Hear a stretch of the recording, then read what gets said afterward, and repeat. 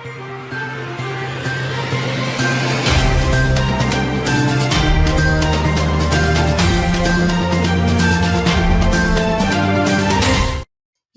முக்கிய நிகழ்வுகள். 29ஆம் தேதி உலக புகழ்பெற்ற மாங்கனி திருவிழா.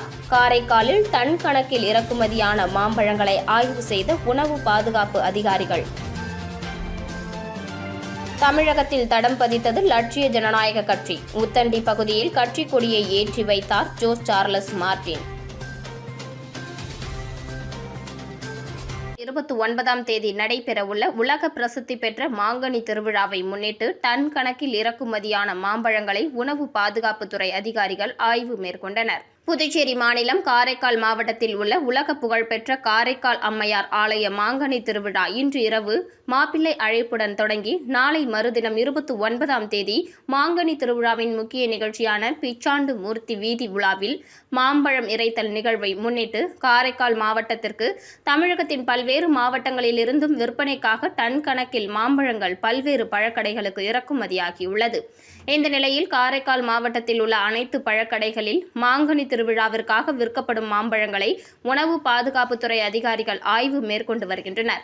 இந்த ஆய்வின் போது ரசாயனம் மூலம் பழங்கள் பழுக்க வைக்கப்படுகிறதா என்று ஆய்வு மேற்கொள்ளப்பட்டது. மேலும் ரசாயனம் மூலம் பழங்கள் பழுக்க வைத்தால் நடவடிக்கை எடுக்கப்படும் என்று உணவு பாதுகாப்புத்துறை அதிகாரிகள் எச்சரிக்கை செய்துள்ளனர்.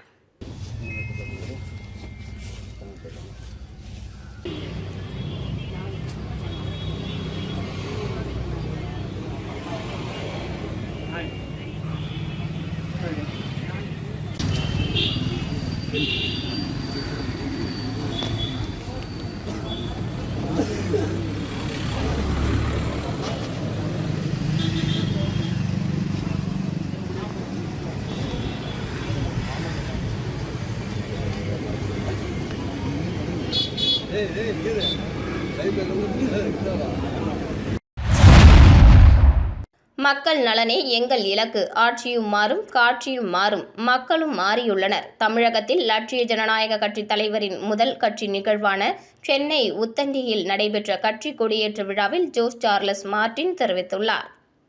தமிழகத்தில் லட்சிய ஜனநாயக கட்சி தலைவரின் முதல் கட்சி நிகழ்வான லட்சிய ஜனநாயக கட்சியின் கொடியேற்று விழா சென்னை கிழக்கு கடற்கரை சாலை உத்தண்டி பகுதியில் நடைபெற்றது.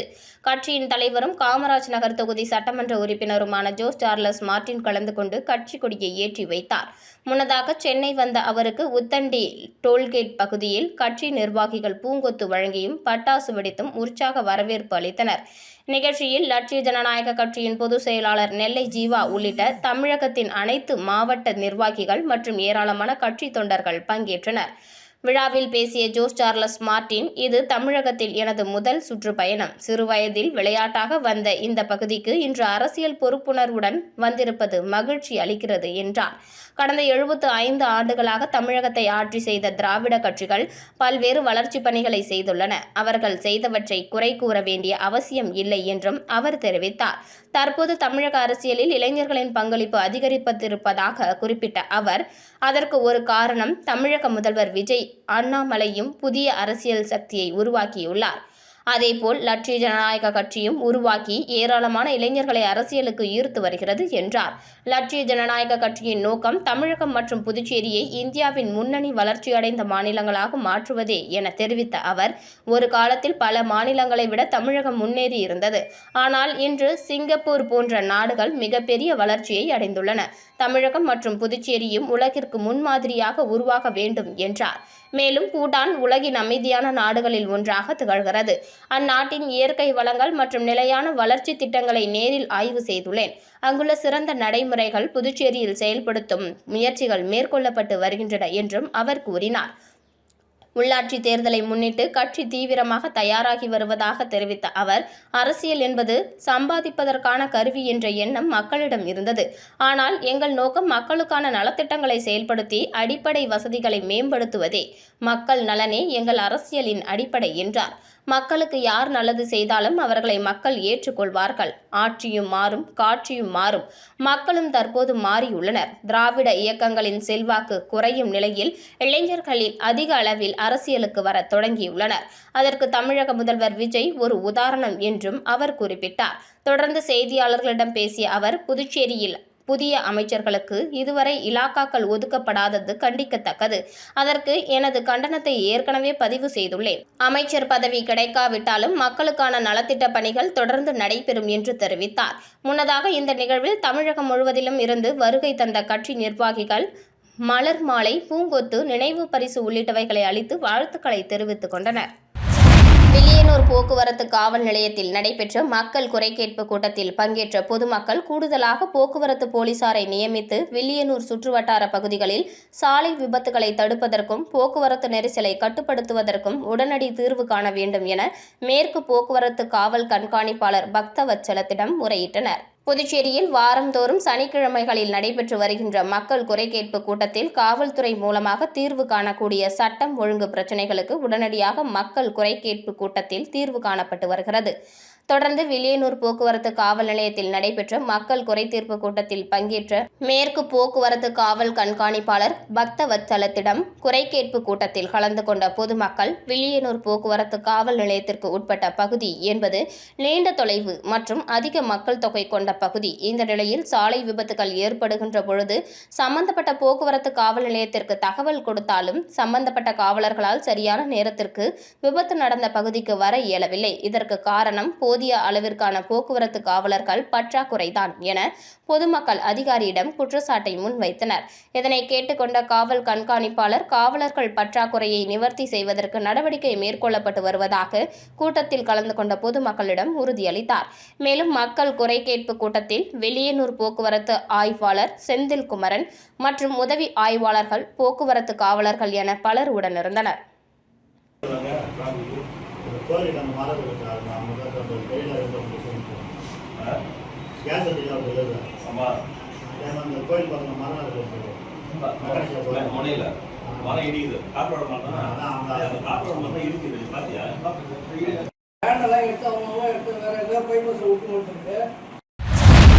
சமூக பொறுப்புணர்வுடன் களமிறங்கிய லூமினா டேட்டா மெட்டிக்ஸ். புதுச்சேரியில் 400 ஆண்டுகள் பழமையான முழியன்குளம் சீரமைப்பு. மத்திய அமைச்சர் நிர்மலா சீதாராமன் விருது வழங்கி கௌரவம். புதுச்சேரி பூர்ணாங்குப்பத்தில் அமைந்துள்ள 400 ஆண்டுகள் பழமையான வரலாற்று சிறப்பு மிக்க முழியன்குளம் லூமினா டேட்டா மெட்டிக்ஸ் நிறுவனத்தின் பெரு நிறுவன சமூக பொறுப்புணர்வு நிதி உதவியுடன் மிக சிறந்த முறையில் சீரமைக்கப்பட்டுள்ளது.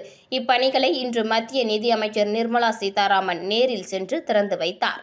நிகழ்ச்சியில் புதுச்சேரி துணைநிலை ஆளுநர் கைலாஷ்நாதன், முதலமைச்சர் ரங்கசாமி, அமைச்சர்கள் மற்றும் சட்டமன்ற உறுப்பினர்கள் கலந்து கொண்டனர். சமூக மேம்பாட்டிற்காகவும் நீர்வளத்தை பாதுகாப்பதற்காகவும் லூமினா டேட்டா மேட்டிக்ஸ் நிறுவனம் காட்டிய முன்மாதிரியான பங்களிப்பை பாராட்டும் விதமாக மத்திய நிதியமைச்சர் நிர்மலா சீதாராமன் அந்நிறுவனத்தின் சார்பாக விருது வழங்கி கௌரவித்தார். உலகளாவிய டிஜிட்டல் மற்றும் தொழில்நுட்ப சேவை துறையில் முன்னணி நிறுவனமாக திகழும் லூமினா டேட்டா மேட்டிக்ஸ் தனது வணிக செயல்பாடுகளை தாண்டி சமூக நலனிலும் மிகுந்த அக்கறை கொண்டுள்ளது. 400 ஆண்டுகள் பழமையான குளம் ஒன்றை புனரமைத்து அதனை மீண்டும் உயிர்ப்பித்ததன் மூலம் சுற்றுச்சூழல் பாதுகாப்பில் இந்நிறுவனம் கொண்டுள்ள அர்ப்பணிப்பு வெளிப்பட்டுள்ளது. விருது பெற்றதன் மூலம் சமூக பொறுப்புணர்வுடன் செயல்படும் முன்னணி நிறுவனங்களில் ஒன்றாக லூமினா டேட்டா மேட்டிக்ஸ் மீண்டும் ஒருமுறை தனது அடையாளத்தை பதிவு செய்துள்ளது. இந்த சிறப்பான முன்னெடுப்புக்கு அரசு தரப்பிலும் பொதுமக்கள் தரப்பிலும் பாராட்டுகள் குவிந்து வருகின்றன. 15 years and we are almost a part of this village now. Our company is from Kerala, but we are almost Purnanguppam people now. So it is our part to do something for the villagers, and when this cause came up, we took our CSR fund and CSR initiative to support this activity for the village. இயக்குனரும் நடிகருமான K. Bhagyaraj மறைவிற்கு லட்சிய ஜனநாயக கட்சி தலைவரும் காமராஜர் நகர் தொகுதி சட்டமன்ற உறுப்பினருமான Jose Charles Martin தனது இரங்கலை தெரிவித்துள்ளார். இதுகுறித்து அவர் வெளியிட்டுள்ள செய்தியில், தமிழ் திரையுலகின் சிறந்த இயக்குனர், நடிகர் என பன்முக திறமையால் தனக்கென தனி முத்திரை பதித்த திரைக்கதை ஜாம்பவான் பாக்யராஜ் அவர் மறைந்த செய்தி மிகுந்த வேதனையையும் ஆழ்ந்த துயரத்தையும் அளிக்கிறது. அந்த 7 நாட்கள், முந்தானை முடிச்சு, தாவணி கனவுகள் போன்ற காலத்தால் அழியாத படைப்புகள் மூலம் தமிழ் சினிமாவிற்கு புதிய பரிமாணத்தை வழங்கியவர். தனது தனித்துவமான கதை சொல்லும் பாணியாலும் யதார்த்தமான திரைக்கதைகளாலும் தலைமுறைகளை கடத்தும் ரசிகர்களின் மனதில் நிலைத்திருப்பார். அவரது மறைவு தமிழ் திரைப்பட உலகிற்கு ஈடு செய்ய முடியாத பேரிழப்பாகும். அவரது கலை படைப்புகளும் சாதனைகளும் என்றும் தமிழ் மக்களின் நினைவில் நிலைத்திருக்கும். அன்னாரை இழந்து வாடும் அவரது குடும்பத்தினருக்கும், நண்பர்களுக்கும், திரையுலகிற்கும், ரசிகர்களுக்கும் எனது ஆழ்ந்த இரங்கலையும் அனுதாபங்களையும் தெரிவித்துக் கொள்கிறேன் என தெரிவித்துள்ளார். சித்தர் பூமி யோகாசன விளையாட்டு சங்கம், யோகாசன பாரத் இணைந்து லாஸ்பேட்டை பல்நோக்கு விளையாட்டு அரங்கில் யோகாசன விளையாட்டு போட்டியை துவங்கியது. 2 நாட்கள் நடைபெறும் நிகழ்ச்சியில் சித்தர் பூமி யோகாசன விளையாட்டு சங்க தலைவர் டாக்டர் ஆனந்த பாலயோகி பவனானி குத்துவிளக்கு ஏற்றி துவக்கி வைத்தார். நிகழ்ச்சியில் சங்க துணைத் தலைவர் தேவசேனா பவனானி, சங்க செயலாளர் டாக்டர் தயாநிதி, துணை செயலாளர்கள் டாக்டர் பாலாஜி, ரீனா ஜோசப் மற்றும் சங்க பொருளாளர் சண்முகம் மற்றும் யோகா ஆசிரியர்கள் கலந்து கொண்டனர். யோகாசன போட்டியில் 700க்கும் மேற்பட்டவர்கள் கலந்து கொண்டனர். பரிசு மற்றும் சான்றிதழ் வழங்கும் நிகழ்ச்சி நாளை நடைபெறும். ஆனால் அந்த ஃபெஸ்டிவலில் இன்டர்நேஷ்னல் இல்லாமல் நடக்கும். ஆனால் கேட்டால் நான் தான் இன்டர்நேஷ்னல் சாம்பியன் சொல்லுவாங்க. Rise and take it forward. Wishing this event all success.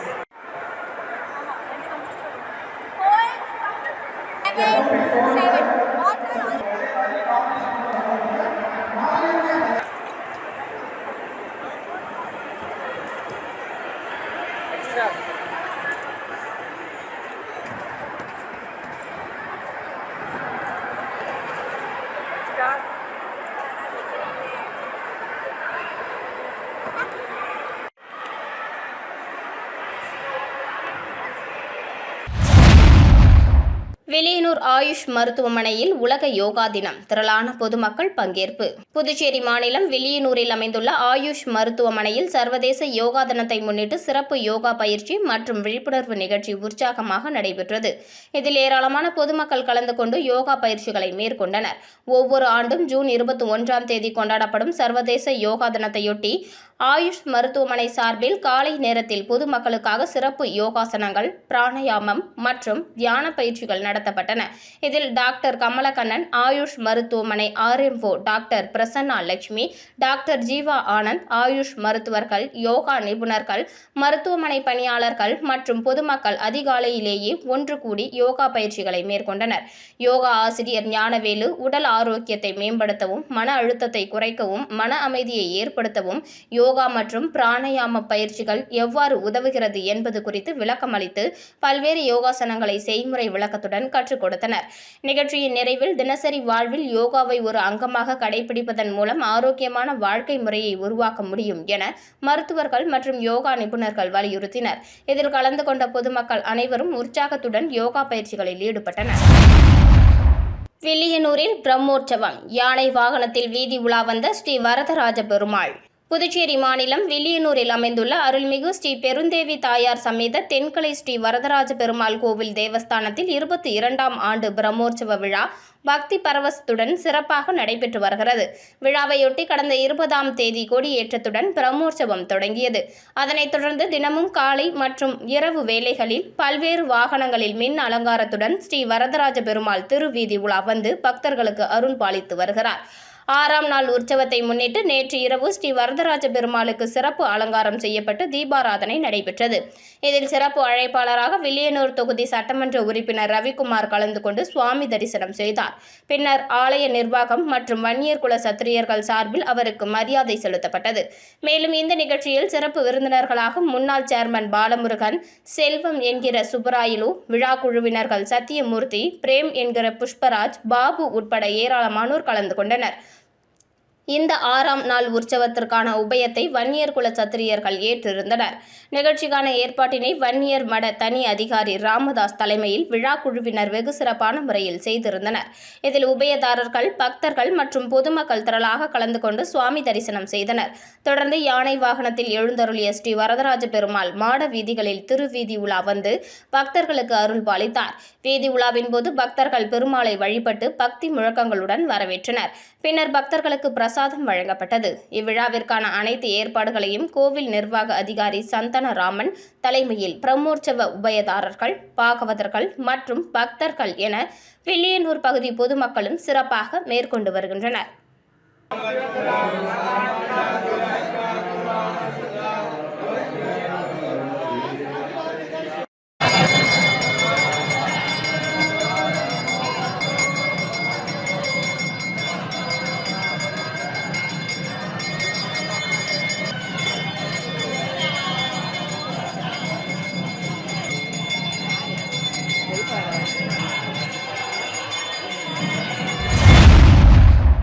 Koodapakkam சின்ன திருக்கயிலாயத்தில் திருவாசக உலக சாதனை மாநாடு நடைபெற்றது. புதுச்சேரி மாநிலம் கூடப்பாக்கம் வில்லியனூர் சாலையில் அமைந்துள்ள சின்ன கைலாயத்தில் நேற்று திருவாசக உலக சாதனைக்கான புதுச்சேரி மாநாடு பக்தி பரவசத்துடன் நடைபெற்றது. விழாவையொட்டி கூடப்பாக்கம் நெமிலீஸ்வரர் ஆலயத்திலிருந்து மாணிக்க வாசகர் திருவுருவம் மற்றும் சிவனடியார்கள் பங்கேற்ற ஆன்மீக ஊர்வலம் புறப்பட்டு சின்ன கைலாயத்தை வந்தடைந்தது. ஊர்வலத்தில் திரளான பக்தர்கள் கலந்து கொண்டு சிவநாமம் முழங்கியபடி சென்றனர். தொடர்ந்து நடைபெற்ற மாநாட்டில் திரு சிவஞானியார் திருவாசகத்தின் மகத்துவம், சிவனடியார்களின் கடமைகள் மற்றும் சைவ சமய பணியின் அவசியம் குறித்து சிறப்புரையாற்றினார்.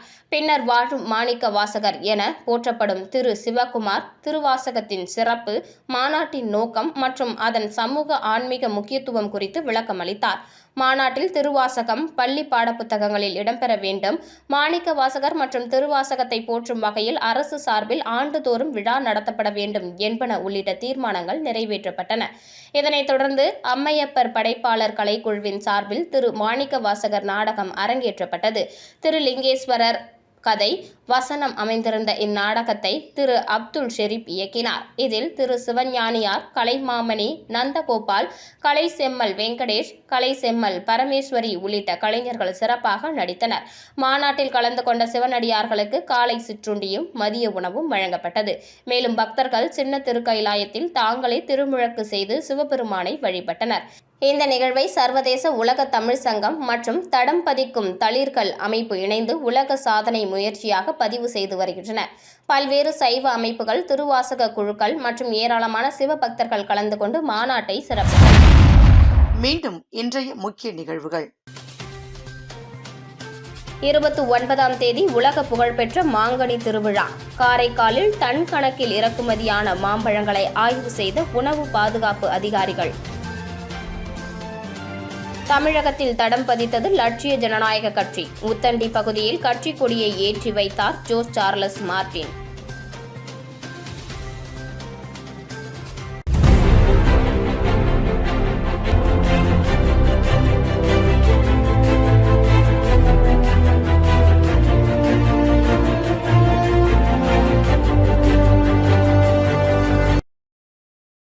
செய்திகளை உடனுக்குடன் தெரிந்து கொள்ள மெட்ரோ யூடியூப் சேனலை சப்ஸ்கிரைப் செய்யவும்.